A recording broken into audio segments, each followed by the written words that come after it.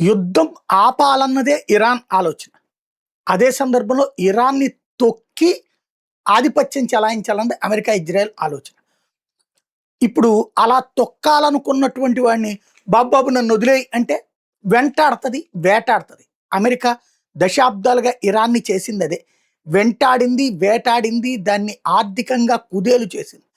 అయినా సరే ఆయుధాలు సమకూర్చుకున్నటువంటి ఇరాన్ ఇవాళ చేస్తున్నది రివర్స్ గేమ్.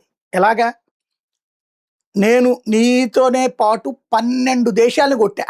అది బహ్రెయిన్‌నే కొట్టానా, యెమెన్‌నే కొట్టానా, ఇదే దాని పేరేంటది?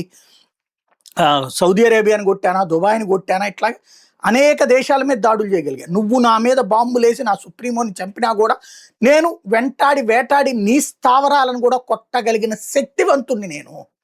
నాకు యుద్ధం వద్దనుకుంటున్నా. కాబట్టి యుద్ధం ఆపు. లేదు నువ్వు అట్టా చేస్తావా, నేను నీకు చుక్కలు చూపెడతానే ఉంటా. నాకు కొత్తగా పోయేదేం లేదు. ఆల్రెడీ పోయినోడు పోయాడు. కొత్తోడొస్తాడు, ఇంకోడొస్తాడు, ఇంకోడొస్తాడు. కానీ నువ్వు భూమి మీదకొచ్చి నా భూమిని ఆక్రమించుకోలేవు. కాబట్టి ఏదో ఒక ఎమికబుల్ సొల్యూషన్‌కి రా అన్నది రివర్స్ అటాక్ ద్వారా చూపెడుతోంది ఇరాన్.